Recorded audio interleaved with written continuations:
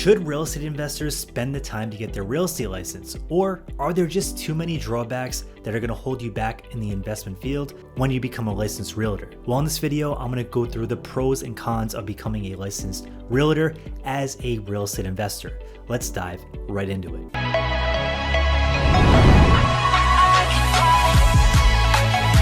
My name is Chris with the Empire Real Estate YouTube channel. On this channel, we talk about real estate entrepreneurship, and if you like this kind of content, smash the like button and subscribe. Before we dive into the video, I do want to offer you our free How to Get Licensed and Start Your Real Estate Career Guide. If you want access to that, click the link down below. Is getting your real estate license really worth the time if you just want to be a real estate investor? Well, that's a tricky question, and I've been a real estate agent and a real estate investor. Now, I've been a licensed real estate agent for the past 8 years, and I've also been on the investment side of things, acquiring property for myself, and we're going to be diving into that side of the business a lot more in the very near future. So I want to go over some of the disadvantages that I found and some of the advantages I found. That way at the end of the video, hopefully you can decide which path is right for you. First things first, let's go over some of the advantages to getting your real estate license as a real estate investor.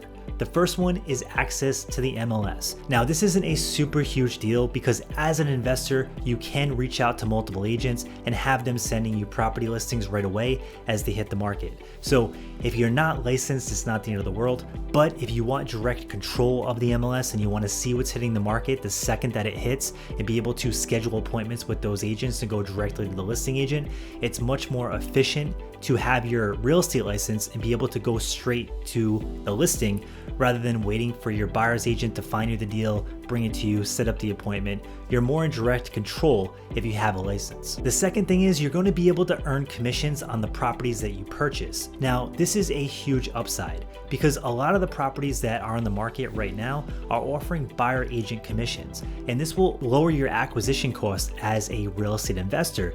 Think if a property is offering a couple of percentage points on the purchase price, this will really lower your cost into the property because you're going to be paying yourself. Now, this is one of the main reasons that investors do get their license, and it helps them acquire properties and get into at a lower margin because their agent isn't making the fee, they are. Another benefit of having your real estate license is it opens up a completely new avenue of revenue.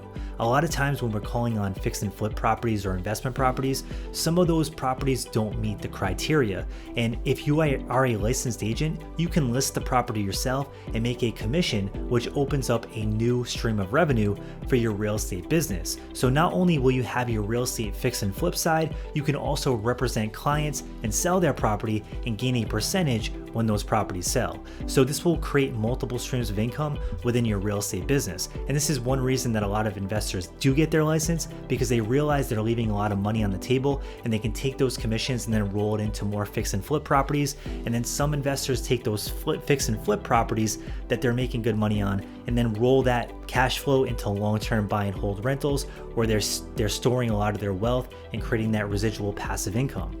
But you open up multiple pillars of revenue in your business that you otherwise wouldn't have had just by getting your license, and it's really not too expensive to get licensed, so a lot of people are doing this. The next opportunity that opens up for you when you have a real estate license is access to other agents. Most likely you're going to join an office and you're going to hear deals come up. You're going to hear opportunities come up. And if you're a licensed agent that's hanging out in the office from time to time, you might come across more deals that you otherwise would not have come across.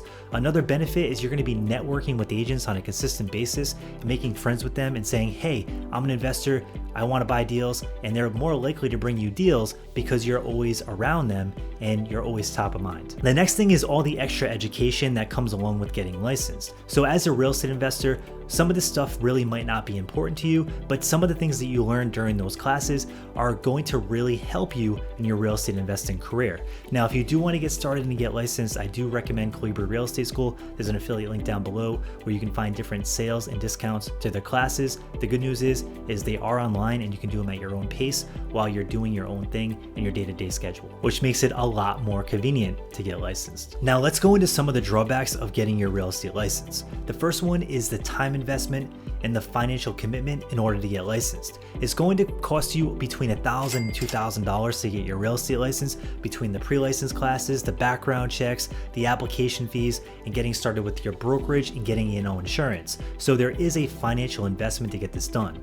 Also, depending on the state that you're getting licensed in, you're really going to have to take time to get licensed. Now, getting your license online does cut this down quite a bit and makes it a lot more flexible, but there still is a big time investment in order to get your license. Now, if you want more details on your specific state, make sure you click our How to Get Licensed playlist, and there will be a breakdown of each state, and I'll dive into all the hours required for your specific state. And this will help you a lot and give you a better idea if this is worth your time or if you think it's just not. The next one is the regulations. So as a licensed real estate agent, you're going to have more regulations. Now, this isn't necessarily a bad thing. The regulations are there to protect the consumer and let them know that you're licensed and you know what you're doing as a licensed professional. So as a real estate agent, it's always important to disclose that you are a licensed agent and you're buying the property for yourself and representing yourself on your own behalf. As long as you're disclosing everything, you should be okay, but some people make an argument that the regulations are just too much once you have a real estate license, and that's why they don't do it. But with that being said, if you're honest and you just disclose, you should not have any problems. The next one kind of ties into this, and this is the potential for conflicts of interest. And this kind of goes back to the point of you can list property and you can buy property for yourself, but you just have to be super clear in your communication and let people know that you're looking to buy the asset for yourself, or if you're giving them advice as an agent and looking to list the property and represent them, because they're totally two different things, and you have to make sure that you're disclosing that and you're acting with your investor hat on or your real estate agent hat on, and you can't really be doing both at the same time. The next drawback is just your priorities. So some people don't want to focus on the retail side of real estate. They don't want to list properties. They have no interest in that, and they want to focus 100% of their time on fix and flip or buy and hold properties. And if that's the case, then getting a license might not be for you. But there still are some other benefits as far as like representing yourself, making a commission and all that kind of stuff. So I wouldn't completely rule it out, but if you just want to be hyper focused, then you might not need a real estate license in order to do this. Now, I do want to give you some alternative paths where you can be successful without a real estate license. Now, if you're a real estate investor, whether you're licensed or not licensed, it's super important to build your network. You're going to want to have a network of contractors, closing attorneys, people that can go in and do inspections. You're going to want to have roofers, electricians, plumbers, but most importantly, you're going to want to network with other real estate investors, other real estate wholesalers, and other real estate agents that can bring you deals. The more people you have in your network, the more deals you're going to come across. And even if you don't have your real estate license, having these connections is super important. And if you do have your real estate license, that's an extra boost, but you're still going to want to build all these relationships. So all in all, there are pros and cons of each side of the equation. If you do want to get your real estate license, there are some major benefits. If you don't want to get your real estate license, it's still totally possible to be successful as a real estate investor. So if you like this video, definitely make sure to smash the like button and leave a comment below. If you have any questions, I'll do my best to get back to you. Thanks so much for tuning in.